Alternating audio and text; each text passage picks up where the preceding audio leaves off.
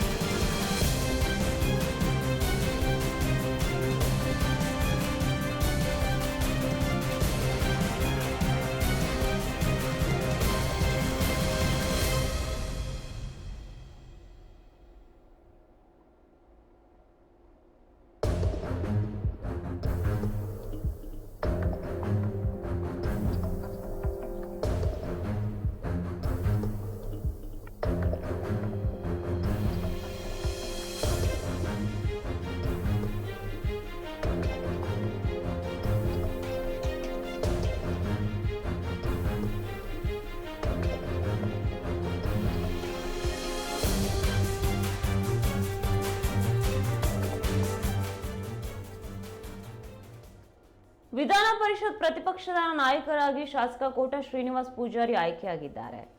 BJP ರಾಷ್ಟ್ರೀಯ ಅಧ್ಯಕ್ಷ JP Nadda ಅವರ ಸೂಚನೆಯ ಮೇರೆಗೆ ವಿಧಾನ ಪರಿಷತ್ ಹಾಗೂ ವಿಧಾನಸಭೆಗೆ ವಿವಿಧ ಜವಾಬ್ದಾರಿಗಳಿಗೆ ಶಾಸಕರನ್ನು ನೇಮಕ ಮಾಡಲಾಗಿದೆ. ವಿಧಾನಸಭೆ ಉಪನಾಯಕನಾಗಿ ಅರವಿಂದ್ ಬೆಲ್ಲದ್ ಆಯ್ಕೆಯಾಗಿದ್ದಾರೆ. ಈ ಮೂಲಕ ಪರಿಷತ್ನಲ್ಲಿ ಬಿಎಸ್ವೈ ಆಪ್ತನಿಗೆ ಹೈಕಮಾಂಡ್ ಮಣೆ ಹಾಕಿದರೆ ಬಂಡಾಯ ತಣಿಸಲು ಅರವಿಂದ್ ಬೆಲ್ಲದ್ ಅವರಿಗೆ ವಿಧಾನಸಭೆಯಲ್ಲಿ ಸ್ಥಾನ ನೀಡಲಾಗಿದೆ. ಇನ್ನು ಮಾಜಿ ಸಿಎಂ ಬಿಎಸ್ ಯಡಿಯೂರಪ್ಪ ಅವರ ಬಣದ ಎನ್ ರವಿಕುಮಾರ್ ಅವರನ್ನು ವಿಧಾನ ಪರಿಷತ್ ಮುಖ್ಯ ಸಚೇತಕರಾಗಿ ಆಯ್ಕೆ ಮಾಡಿದರೆ ಸುನಿಲ್ ವಲ್ಯಾಪುರೆ ಅವರನ್ನು ವಿಧಾನ ಪರಿಷತ್ ವಿರೋಧ ಪಕ್ಷದ ಉಪನಾಯಕನನ್ನಾಗಿ ಆಯ್ಕೆ ಮಾಡಲಾಗಿದೆ. ರಾಜ್ಯದಲ್ಲಿ ಹೊಸ ಸರ್ಕಾರ ಅಧಿಕಾರಕ್ಕೆ ಬಂದರೂ ವಿಧಾನಸಭೆ ಹಾಗೂ ವಿಧಾನ ಪರಿಷತ್ ವಿರೋಧ ಪಕ್ಷದ ಆಯ್ಕೆ ಆಗಿರಲಿಲ್ಲ.